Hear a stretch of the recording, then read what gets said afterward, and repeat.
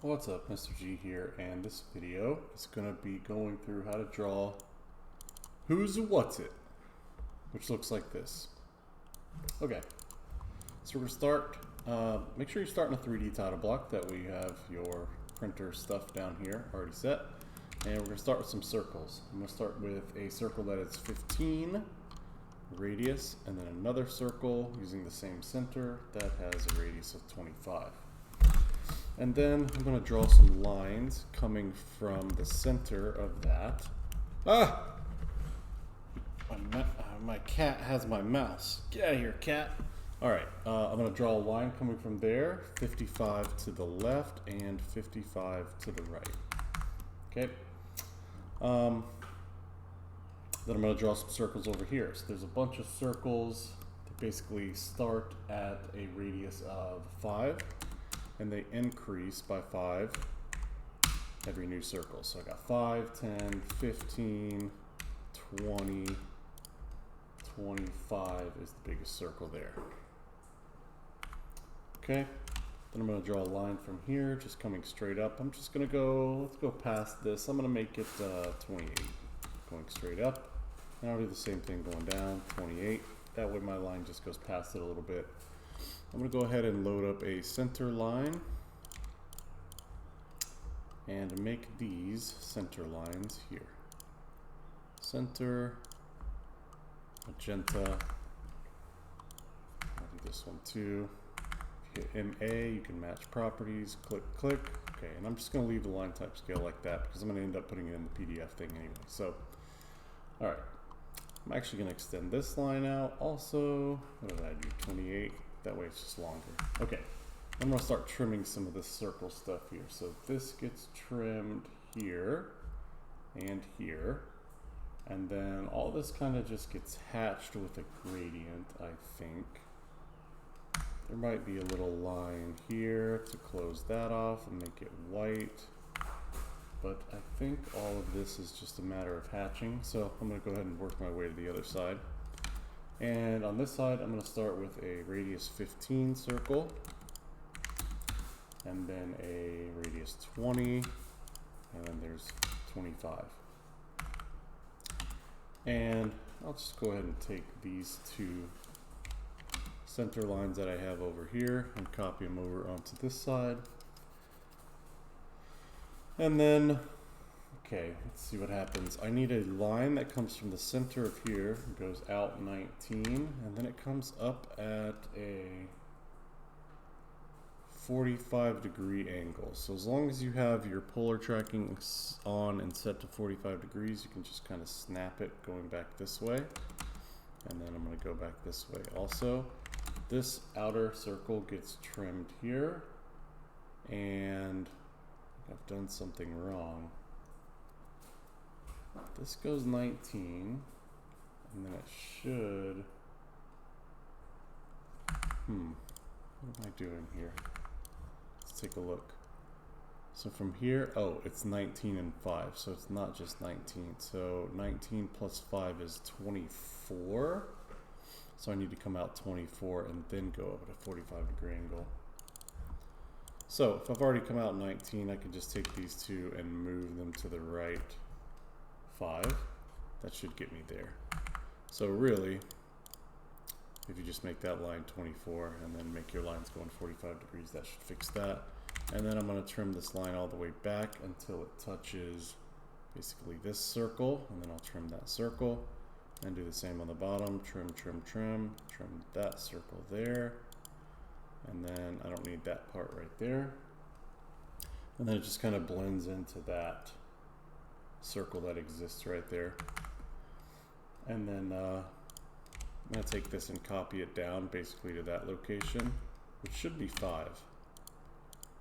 And just copy this straight down, that, and copy this straight up, that, and then do some trimming. All this circle stuff till it looks something like that. And then the last part is creating these little things here and here.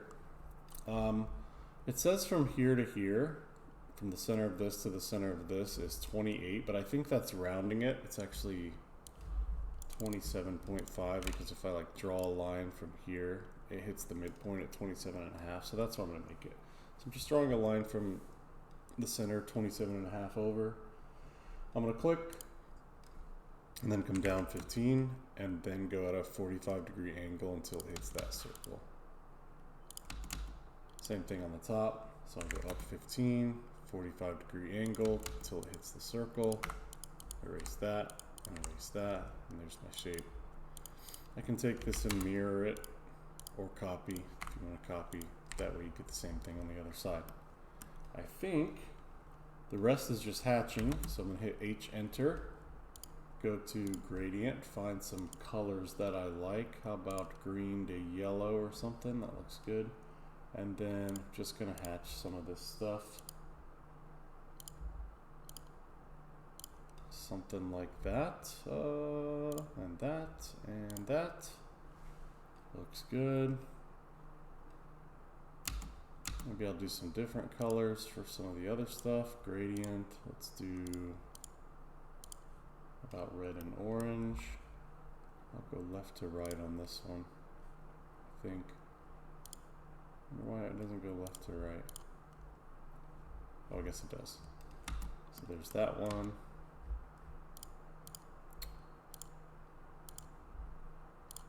Got some blue action over here.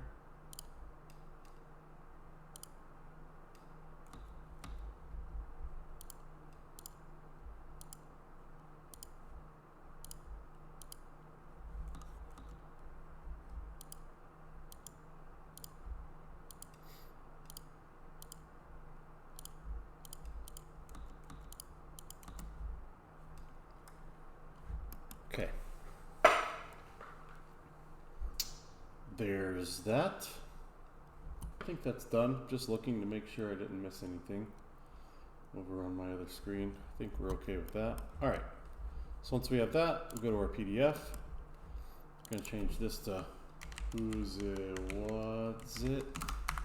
Center it up. Change name, date, period. I'll just leave that like that for now. And with V, enter, click, click. Double click. I wonder if I need to zoom out a little bit. I'm gonna zoom out. Let me see, I'm gonna go back to model here. I'm gonna go to draw order, send to back to see if I can push that hatch back behind the white line. That looks better. All right. Is there a line there? I'm gonna erase that and then just extend this one out 28 so that it looks better. Okay, PDF. I'm gonna set my LTS to, let's try 0.5. That looks good. LTS 0.25. That looks good too. All right, what happened? I thought I had one in the middle. I guess I got rid of it or something. Just gonna copy these two over, maybe. CO, enter for copy. Bring it to there like it is on the picture. Okay, that looks pretty good. And I'm gonna change my color to like cyan and add some measurements. So make sure you're outside of the viewport. I'm gonna change the color of this viewport itself to green. That way it matches the border. And then draw in cyan. I'm gonna draw these dimensions. Click, click. So that says 4'7". So I'm going to type dim style, modify, and change my primary units to decimal. I don't need all this precision with all these zeros, so I'm just going to change that to a 0. And text looks a little big, so I'm going to change the overall scale to 0.5. That's too small. Let's change that back to, let's go back to 1. I don't know if I like that either. Let's try 0.75 or something. 0.8. Sorry, changed it so many times. And I'm actually going to change that back to black. Okay, now I'm going to add my measurements because I think that looks better. So I'm just adding measurements now. Dimension there. Got a dimension here. This one will say 28, even though it's 27.5 because my dimensions are rounding. Here to here should be 15-ish. Let's see, I got a 19 over here. That's a yikes. Oh, 19 goes there. And then 5 goes here. The rest all look like the radius. So I'll do my 25, stick it out like that. 20, 15, 15. Got those already. This one's 25. Alright, 25, 20, 20, 15, 10, 5. I think that's all those, and then I've got a couple angular dimensions. I think that go here to here. Set that to 90. There's also one down here. Let's see if that looks too cluttered. It's fine.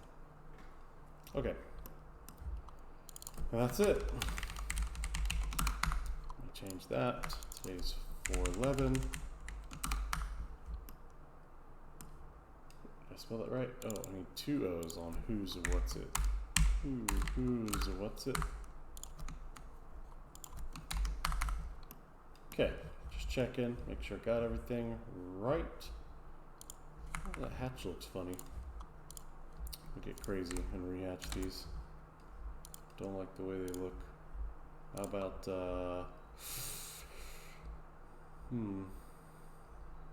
green to gray?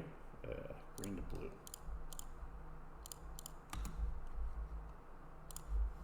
Okay, make sure you're on the PDF thing there. When you do all this stuff. Control P to go to print. Shouldn't have to change anything. Should look like that on your preview. You hit OK. It'll save PDF and pop the PDF up and attach that PDF to your Canvas assignment to turn it in. Thanks.